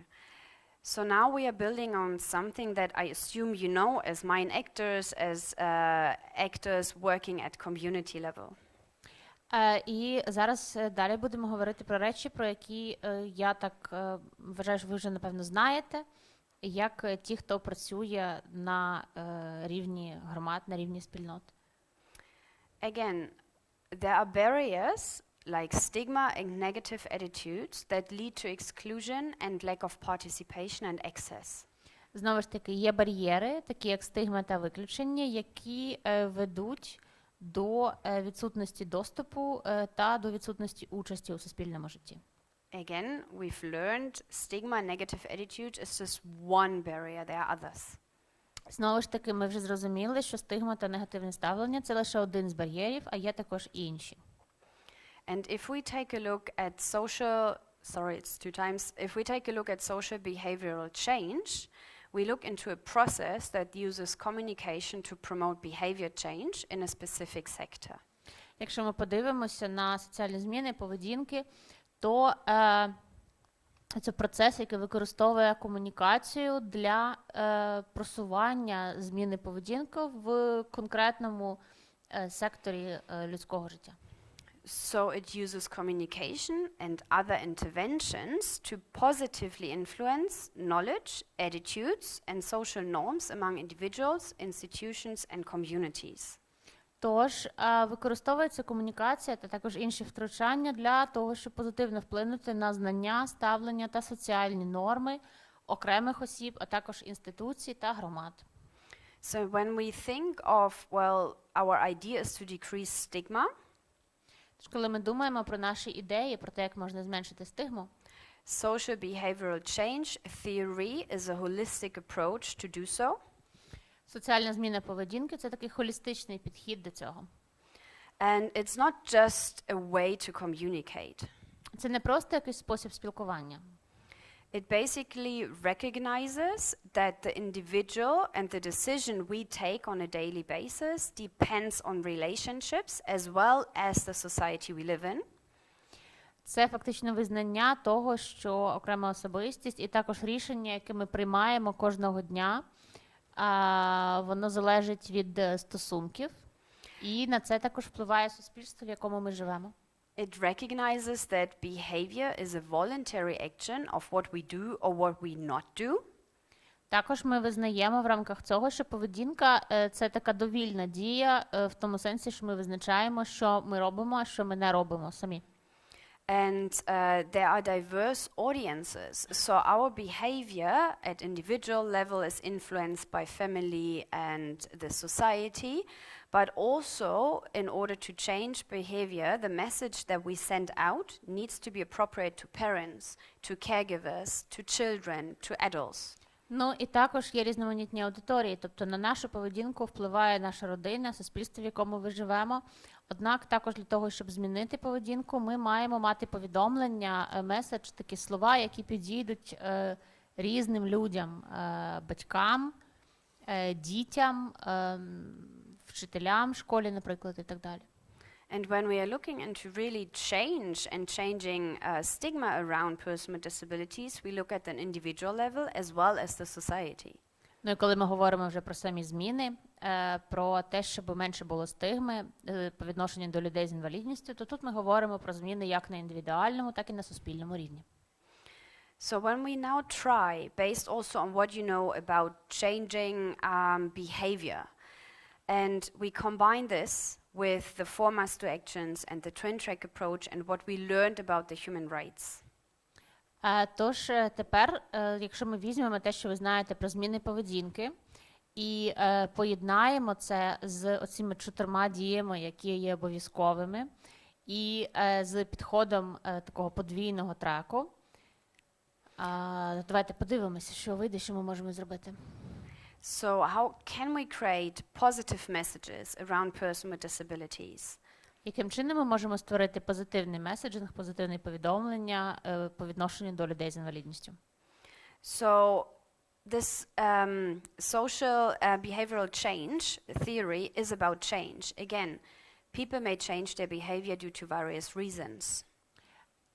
Теорія, яка стосується змін поведінки у суспільстві, вона дійсно стосується змін, і люди можуть міняти поведінку свою з різних причин. So this can be by personal experience, by information, by listening to personal experience of others. Це може бути завдяки особистому досвіду, завдяки отриманню якоїсь інформації, завдяки тому, що людина дізнається про особистий досвід інших. And there are always people at community level who are already leading by change. І є завжди люди на рівні спільноти, які уже ведуть за собою, змінюючись самі. So you can, for example, identify champions and appoint them to create and distribute messages. Тож, наприклад, ви можете визначати таких передових людей, які вже ці зміни здійснюють, і, так мовити, призначати їх для того, щоб вони несли необхідні повідомлення далі. How can I say, in comparison to changing the whole community at the same time. Це такий підхід, який буде відмінний від намагання змінити заразом одномоментно усю спільноту. So, as said before, we can also lead by example. So it's about ensuring that our messages that we use are positive, that we do not reproduce stereotypes. Як я вже говорила, ми можемо також показувати приклад собою, на власному прикладі показувати, які такі зміни, яких ми хочемо досягти. Тобто слідкувати за своєю власною поведінкою та словами для того, щоб не підтримувати, не підсилювати існуючі стереотипи та стигму. And we need to keep in mind we all learn by experience, so doing is mostly better than just getting the information. І також ми маємо пам'ятати, що ми всі вчимося з досвіду, тож робити щось – це краще, ніж просто отримувати інформацію. So it's about having individual experience or listening to other experience. Тобто важливо мати особистий досвід або слухати особистий досвід інших. So storytelling, for example, is a powerful method when we, for example, work in mine action. We can ask victims of explosive ordnance to tell their story of change, their experiences. Тож, наприклад, сторітелінг, розказування історій – це такий важливий спосіб нашої роботи, коли ми можемо просити, наприклад, людей, які стали жертвами вибухового пристрою, розказати про свій досвід, розказати про те, що для них змінилося. And of course, within the whole process, it is very important that it's a dialogue and community-led. І, звичайно, в усьому цьому процесі важливо, щоб це був діалоговий процес і щоб на чолі цього діалогу стояла саме спільнота. And as the four master actions were saying, this is where we really need to ensure meaningful participation of person with disabilities.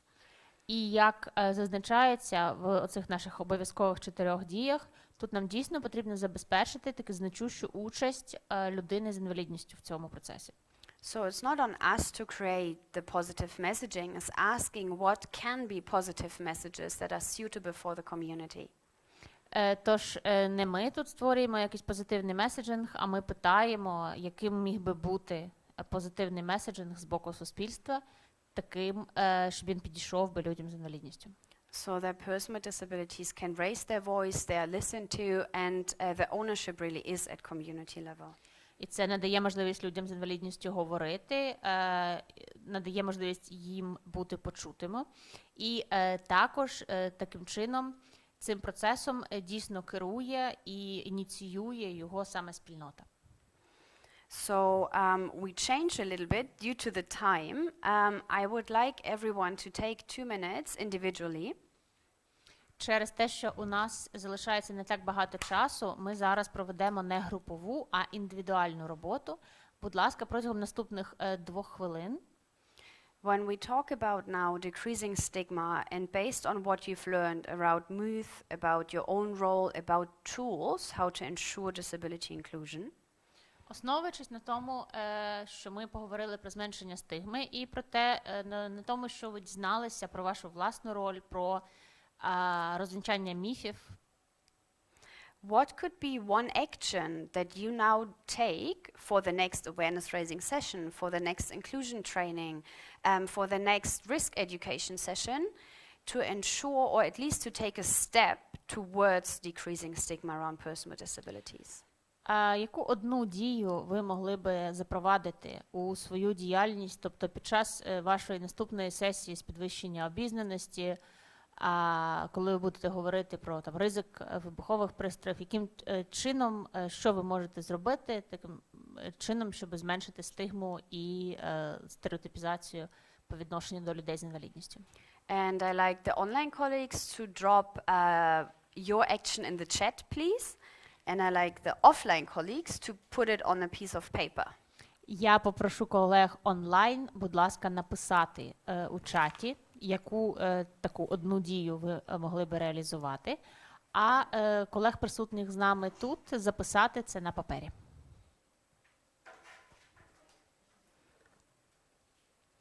So as a reminder, В якості нагадування, the four must-do actions were barrier removal. The four must-do actions were barrier removal. Тож нагадую, що 4 такі обов'язкові дії – це було усунення бар'єрів, Participation, сприяння участі людей з інвалідністю, data collection, збір даних, тобто нам потрібно знати, скільки людей з інвалідністю ми маємо, and empowerment and capacity development. і далі підвищення спроможності і розвиток спроможності також. The twin track approach was mainstreaming inclusion. Коли ми говоримо про цей двохтраковий підхід, то ми говоримо про те, що інклюзія стає тим, що ми завжди враховуємо. As well as targeted actions. І також водночас із цим у нас є дії спрямовані конкретно безпосередньо тільки на людей з інвалідністю. And we were talking about do's and don'ts, how to interact and how to speak, what language to use. І ми говорили про те, що варто і не варто робити, як взаємодіяти і яку мову використовувати у взаємодії з людьми з інвалідністю. Okay.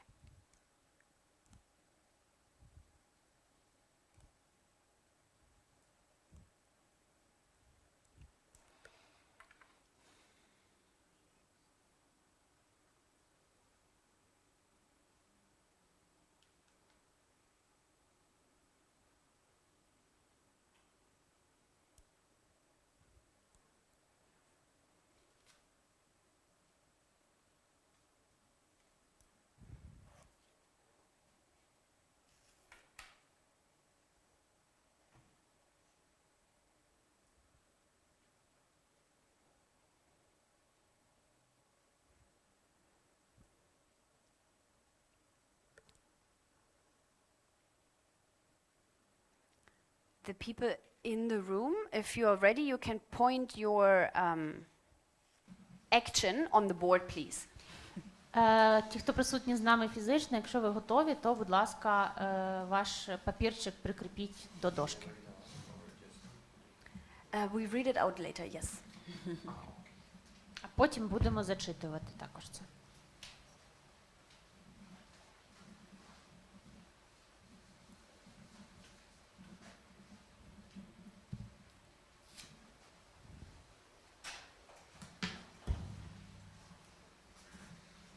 I can see Dennis wrote something. I cannot see if others can you increase? Yes. So I kindly ask the others to drop their action as well. Я бачу, що Денис написав у чаті. Я просила би також інших учасників онлайн додати свої дії у чат. Будь-якою мовою, якщо українською, то вас буде перекладено. Дякую. Excellent. Thank you very much for those pinning the actions on. So let's see what we have.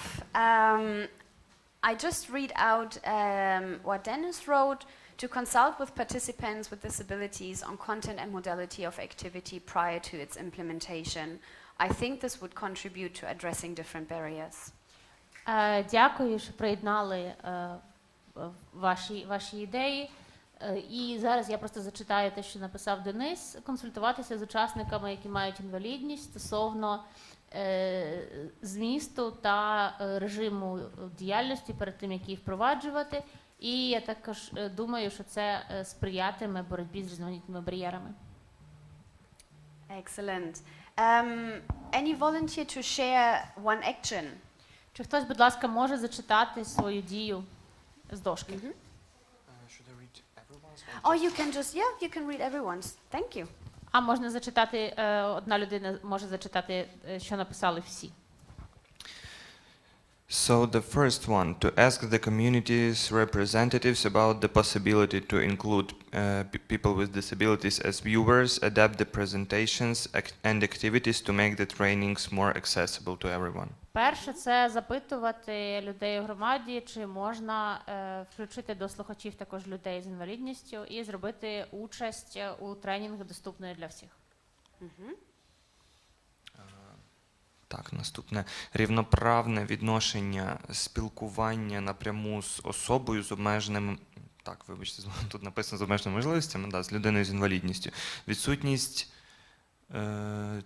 зневажливого відношення. Equal attitude and also direct communication, and this is written here, the person with limited abilities, so yeah, let's say the person with disability, and lack of prejudiced attitude. Забезпечити доступні засоби спілкування. Ensure accessible means of communication. And the last one, sorry if I read something wrongly, but it says, I will prefer to build the capacity, provide our services for people with disabilities. Also, we have 2 bullet points, MHPSS and rehab and support. Я буду розширювати спроможність, надавати допомогу людям з інвалідністю. І також там є 2 підпункти: ментальне здоров'я, психосоціальна підтримка і який був другий? Rehabilitation and support. Реабілітація та підтримка. Excellent. Can we go back to the presentation, please? Чудово. Чи можемо ми повернутися назад до презентації, будь ласка? Yeah, can we go to that one? Yes. Ось тут. Дякую.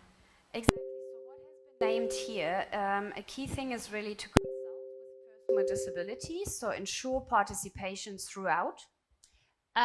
Серед того, про що ми говорили, дійсно, звичайно, важливо консультуватися з людьми з інвалідністю. Тобто ми забезпечуємо участь протягом впровадження всієї нашої діяльності. We have heard the inclusive facilitation as well as the accessibility of messages for everyone. Ми почули також про інклюзивну фасилітацію і доступність повідомлень для всіх. And we also have heard that we need to address different audiences. So the twin track approach has been mentioned. Ми також чули про те, що нам потрібно звертатися до різних аудиторій. Тобто також було зазначено про цей підхід, який використовує подвійний трак. So we look into supporting person with disabilities, for example, with rehabilitation or MHPSS if needed.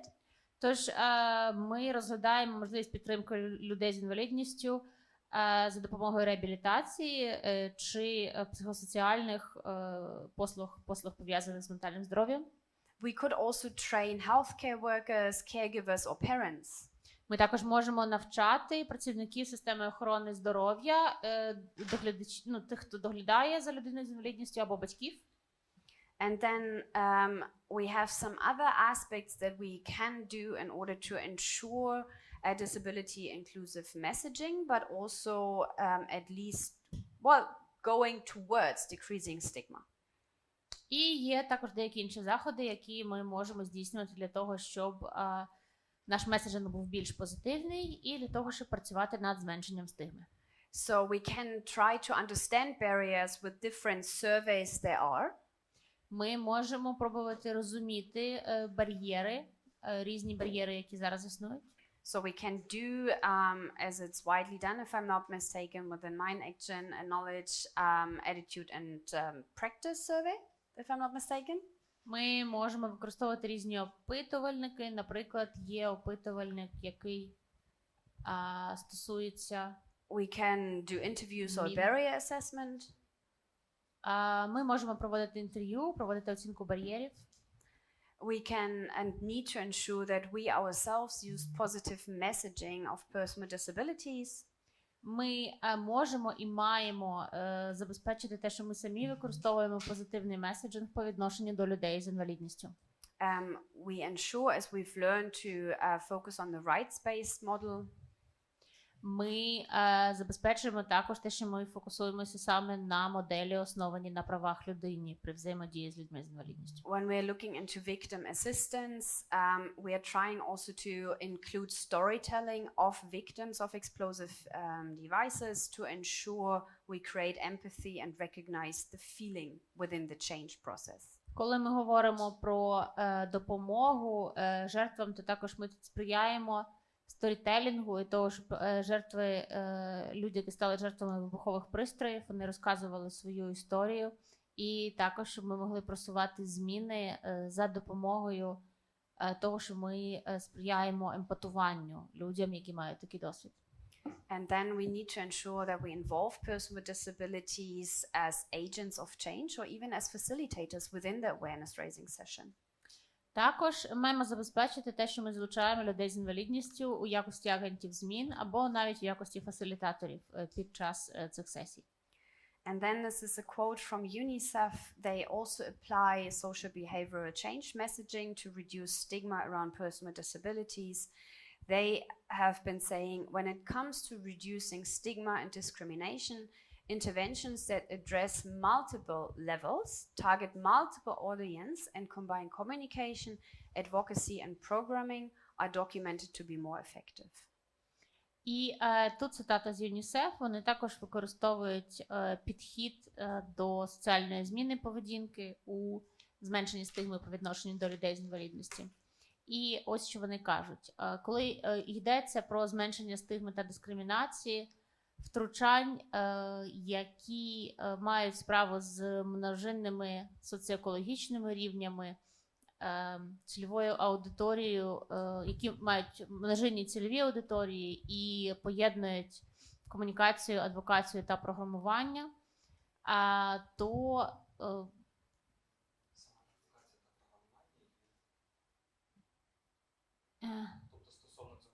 and combined communication. Перепрошую, так. Давайте ще раз. Коли говоримо про зменшення стигми та дискримінації, втручання, які мають справу з множинними соціоекологічними рівнями, множинними аудиторіями та поєднують різну комунікацію, то саме адвокація та програмування є найбільш ефективними, ніж якісь окремі. Ні. Мій перший варіант був правильний. Та об'єднують, ці втручання об'єднують комунікацію, адвокацію і програмування. Саме це є свідчення, що це є більш ефективним, ніж окремі ініціативи. Okay.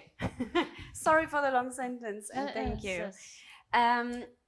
So, to wrap up now, considering the time, we have 3 minutes left, I will skip the positive messages in Ukraine, but they will be part of the presentation, so you can look at them. Зараз через обмеження часу пропустимо частину про позитивні меседжі в Україні, однак вони залишаються все одно у презентації, і ви матимете можливість з ними ознайомитися пізніше. And to finish, I would like to ask you, what is, in the very beginning I asked, what would you like to take away? And now I'm asking, what do you take away? What is one word, one aspect that you are going to take home today? Перед завершенням хочу вас запитати, що ви виносите сьогодні після нашого обговорення, яке слово або яку ідею, який аспект. Ми писали перед тим, як почати, що ви хочете винести, то зараз тепер давайте поговоримо про те, що ви виносите з цього круглого столу. And maybe we can just go one by one, saying one word. Можливо, ми можемо по черзі просто назвати це одне слово, будь ласка. So maybe Diana can start. Можливо, Діана могла б почати.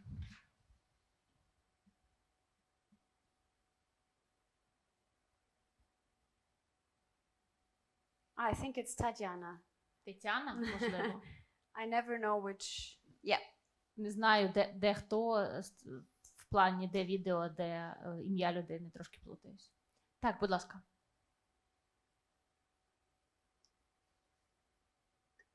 I am. Yes, please. My word is respect. Mm-hmm. Повага – це моє слово. Denise, what will you say? Денисе, а ви? Systematization, систематизація. Mm-hmm. Other people online, your word, your takeaway for today? Ті, хто присутні з нами також онлайн, яке ваше слово? Що ви виносите сьогодні з цієї зустрічі? Then let's take Доброго дня. Perfect. Доброго дня. Мене звати Лілія Вібрянська. Я експерт з адвокації благодійного фонду «Право на захист». Насправді, в одному реченні чи навіть в одному слові важко вкласти всі думки, які виникли під час цього обговорення, але те, що я б хотіла сказати, це те, що не можна приймати рішення щодо осіб з інвалідністю без їхньої думки, тобто суб'єктність. Good afternoon. I'm advocacy expert of Right to Defense charity fund, and it is quite difficult to put it in a single word, but the idea that is a takeaway for me today is that you cannot make decisions about people with disability without taking into account and asking for their opinion. Mm-hmm. Excellent, thank you. Чудово, дякую. Для мене слово – це прийняття. My word is acceptance. Mm-hmm. Thank you. Дякую. Okay. There are also people on chat writing things. If you open the chat, I can read them aloud. Yeah, inspiration. And also participation and the freedom of choice for the beneficiary. Mm-hmm. Let's take the mic and go around. І давайте тепер, будь ласка, візьмемо мікрофон і по колу назвемо також свої слова, ідеї, які ви виносите з зустрічі сьогодні. Yeah, so one word is approach, I would say. Моє слово – це підхід. Mm-hmm. У мене буде два слова. Спільна робота. Two words, joint work. Mm-hmm. Моє слово буде досвід. My word is experience. Mm-hmm. Okay, thank you. First of all, sorry I didn't introduce myself. My name is Lesia Popovskaya, Ukrainian Deminers Association. Mm-hmm. Дякую. Перш за все, перепрошую, я не представилася. Леся Поповська з Української асоціації розмінувальників. Yes, correctly. I would say three words. It's respect, equal attitude and care. Mm-hmm. Три слова у мене – це повага, рівне ставлення та турбота. Mm-hmm. I'm also not introduced. My name is Sabina. I'm from Ukrainian Red Cross, and I prefer to say that it will be access. Provide the access for the people with disabilities. Я також не представлялася. Мене звати Сабіна, я з Червоного Хреста. Я би сказала, що моє слово – це доступ, надання доступу для людей з інвалідністю. Excellent. So what I'm hearing makes me super happy because we are actually talking about our own attitudes. So we are talking about respect, acceptance, equal attitude. Дякую, чудово. Взагалі дуже рада чути те, що ви кажете, тому що ми говоримо зараз саме про наше власне ставлення. Ми говоримо про повагу, про рівне ставлення. We are talking about participation, so nothing about listening to the experience of person with disabilities. Ми говоримо про участь, тобто нічого про нас без нас. Ми говоримо про те, що мусимо слухати людей з інвалідністю. And we are talking about barriers, minimizing barriers, like guaranteeing access and the system. We are working with the system and we are working together, joint work as well. І ми говоримо про бар'єри, про їх мінімізацію, власне. І говоримо про те, що ми працюємо з системою, і, власне, про те, що це є спільна робота. And when we talk about decreasing stigma, these are key points to take into consideration. Understanding the barriers, minimizing the barriers, as well as living by example. Коли ми говоримо про зменшення стигми, то саме це є основні речі, які ми маємо враховувати. Розуміти бар'єри, мінімізувати бар'єри і також вести за собою власним прикладом. So, thank you very much. I'm sorry I took 5 minutes of your break, but it's been a pleasure working with you. Дуже дякую. Я перепрошую, що забрала 5 хвилин вашої перерви. Однак надзвичайно приємно було з вами попрацювати. And I will share all the information online or via email. І я поділюся з вами всією відповідною інформацією онлайн через емейл. And thank you very much for the DRC support and the translation. Дуже дякую за підтримку Данської ради біженців і також за переклад. Thank you. Дякуємо дуже. Було чудово. Yeah, on behalf of everyone, I thank you too, Stephanie. So right now, I just would like to announce to all the participants that we have like 25 minutes of break left, so you can find some snacks and coffee at the same place. Thank you. І я також дякую від імені всіх вам, Стефані, і хочу оголосити, що зараз маємо близько 25 хвилин перерви. Не для вас, люди онлайн, але у нас тут перекус та кава.